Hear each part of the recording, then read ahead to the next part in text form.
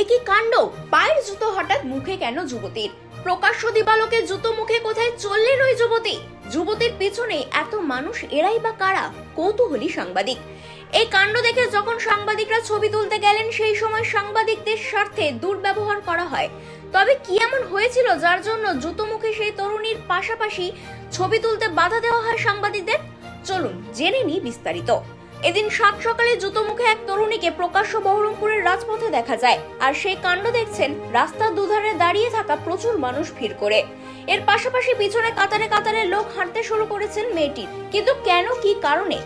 যখন দুনিয়া এতটাই এগিয়ে, পৃথিবী এখন পদার্পণ করেছেন ডিজিটাল যুগে, সেই সময় দাঁড়িয়ে এক অদ্ভুত কাণ্ড। প্রায় 2 বছর পূর্বে এক ব্যক্তি জুতো মুখে প্রায় কয়েক কিলোমিটার হেঁটেছিলেন। সেই সময় ওই ব্যক্তিকে নিদান দিয়েছিলেন এক বাবাজি।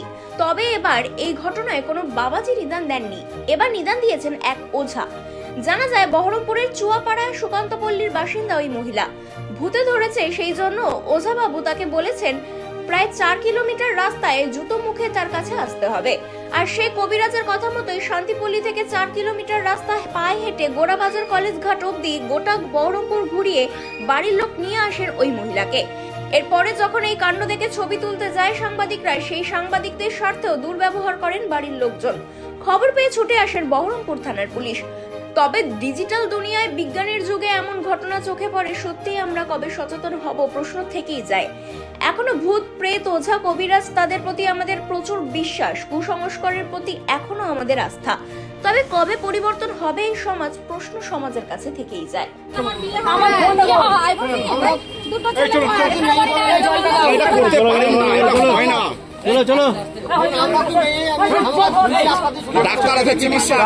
চিকিৎসা আছে, ভালো ডাক্তার দেখান, ছেড়ে যাবে।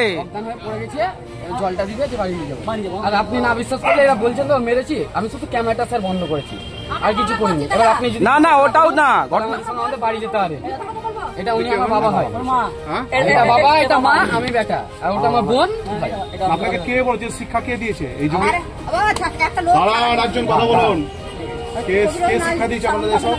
কবিরাজি। কোন কবিরাজ? সে কে? হাতা কলম। সে তাকে দেখুন এখানে তো নাই, বাইরে গেছে। আমার না বিশ্বাস করলে আপনি আমার সঙ্গে আমাদের ও যা বলছে আপনি এটা তাই শুনছে। গোটা লোক আমাদের পাড়ায় তাই বলবে। চলো আমাদের সঙ্গে পাড়ায় যাবেন। কি হয়েছিল? কি আমার একটা বাড়িতে এরকমই একটা পেশেন্ট পড়ে আছে। কি সমস্যা? কি সমস্যা বলতে এই যে ভয় পাচ্ছে।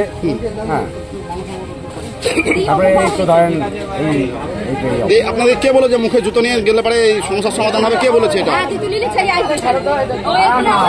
কে বলেছে এটা? কবিরাজের নাম কি? বাড়ি কোথায়? কবিরাজের বাড়ি হচ্ছে আপনার, বলছি না, কোনো উত্তর দিতে হবে না। ওরা যদি বিশ্বাস করে আমাদের সঙ্গে যাবে, বাড়িতে সব নাম কি? ওদের সব টেলিকাস্টের উত্তর দেবো। এখানে কিচ্ছু হবে না, বাড়ি যেতে হবে।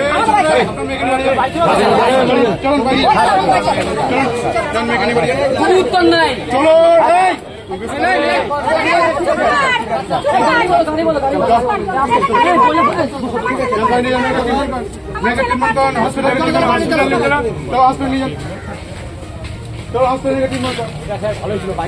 হসপিটাল